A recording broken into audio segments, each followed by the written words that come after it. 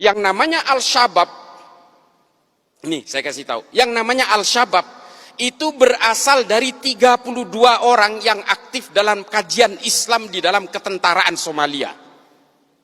Namanya Kajian Islam Al-Ittihad Al-Islamiyah. Nama pemimpinnya siapa? Kolonel Muhammad Hasan.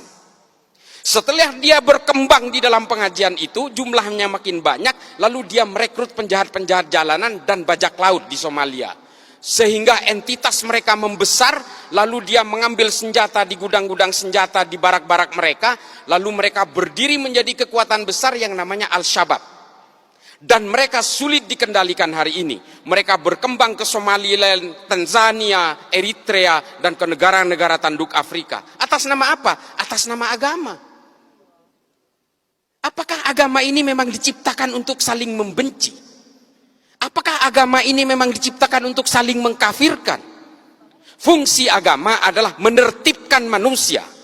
Kalau kemudian ada orang yang dengan memeluk agama, memeluk keyakinan agama, tiba-tiba dia tidak merasa tentram, gelisah dengan keimanan orang lain, ingin mengkafir-kafirkan orang lain, bukan salah agamanya, salah tafsirnya.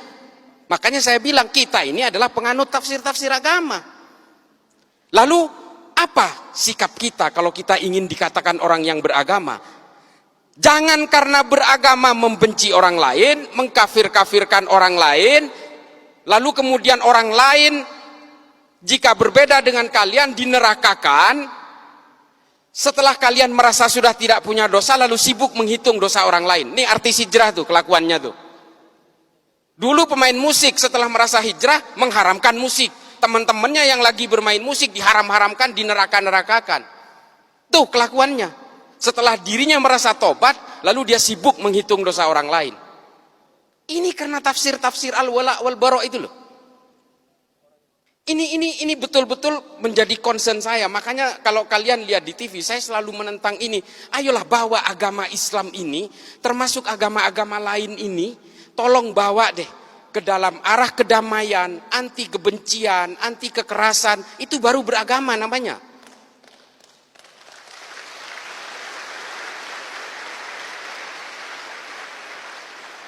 Memang terrorism has no religion. Terorisme tidak ada agamanya. Semua agama punya potensi untuk melahirkan terorisme dan kekerasan. Semua agama, bukan hanya Islam dek. Cuma kenapa saya concern kepada agama Islam? Satu, Islam itu adalah agama yang paling banyak dipeluk oleh manusia Indonesia hari ini, dan saya sendiri Islam.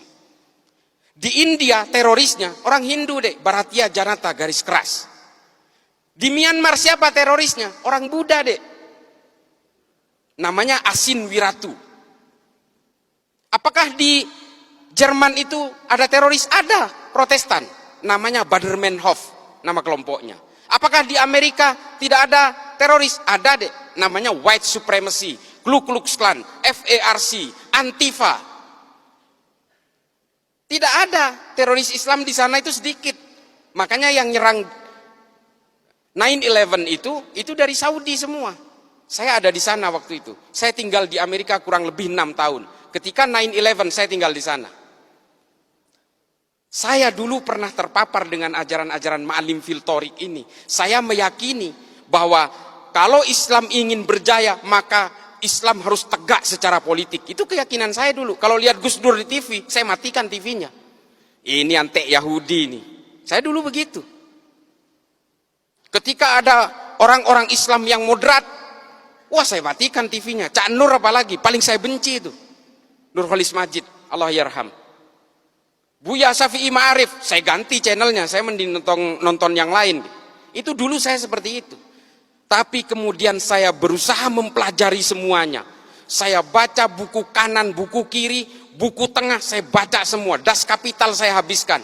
L'état de Révolution saya habiskan. Ma'alim fil Thoriq, Jahilatul Qarnil Isrin, saya baca semua. Hingga akhirnya apa? Kepala saya menjadi melting pot dari kesadaran-kesadaran kognitif bahwa manusia dan takdir-takdir keimanannya ini selalu berbeda. Kalau saya lahir di Meksiko, saya pastikan 1000% saya Katolik. Saya tidak bisa nantang soal hidayah. Ini benar-benar prerogatifnya Allah. Tapi kalau saya lahir di Argentina, saya Katolik dek. Lalu kemudian dengan takdir-takdir kelahiran itu, apakah kita kemudian seolah-olah, oh karena saya Islam, sejak lahir saya Islam, maka saya yang akan paling menghuni surga. Kalau orang yang berbeda dengan saya pasti masuk neraka. Selalu punya niatan-niatan seperti itu. Demikian juga dengan orang yang Kristen, kalau kalian mau percaya. Orang yang Katolik juga begitu kok. Inilah konsep-konsep dasar keyakinan itu. Lalu, apakah saya menganggap semua agama benar? Bukan itu konsepnya. Setiap orang yang memeluk agama pasti menganggap keyakinannya paling benar. Persoalannya, apakah dengan menganggap keyakinan saya yang paling benar, apakah saya harus menyalah-nyalahkan keyakinan orang lain? Kan nggak harus. Itu adalah kesalahan besar, offsetnya di situ. Dengan mengatakan istri saya cantik, saya tidak harus mengatakan istri orang lain jelek kok. Ini loh analoginya. Maka kemudian Habib Ali Al-Jufri membuat sebuah buku, judulnya Al-Insaniyah Qabla Tadayyun. Mengenal kemanusiaan lebih dulu sebelum mengenal agama. Karena apa? Kelahiran kita dan konsep-konsep keimanan ini berbanding linier. Kita beragama Islam karena lahir dari negara dengan mayoritas Islam dan dari orang tua beragama Islam. Kalau kita ini lahir di negara-negara dengan beragama Hindu misalnya, di India, kita lahir di Jammu misalnya, bisa jadi kita ini Hindu. Atau lahir di Bali, bisa jadi Hindu. Sementara kita tidak pernah ditawarkan mau lahir dari orang tua beragama apa. Tiba-tiba kita lahir brojol Islam, ikut keimanan orang tua, lalu I'm the man. I'm the holder of universe. Ini loh penyakit-penyakit orang yang kemudian menghegemoni keimanan bahwa dia itu adalah pemegang kebenaran tunggal. Makanya kalau kita ingat tulisannya Thomas Aquinas dalam Summa Theologica, saya paling memegang ini. Meskipun Santo Thomas Aquinas ini adalah seorang Katolik, bukunya itu saya habiskan. Saya itu pembaca buku dek. Ya saya nggak jumawa ya. Saya itu 1000 halaman rata-rata per bulan. Saya baca buku itu. Makanya saya merasa I'm feeling free. Saya merasa merdeka dengan berbagai bacaan yang saya baca ini. Saya betul-betul tidak terbolgol oleh keyakinan-keyakinan sepihak. Kata Thomas Aquinas apa? Hominem unius libri. Saya paling takut kalau ada orang baca satu buku lalu dianggap ini adalah kebenaran paling mutlak.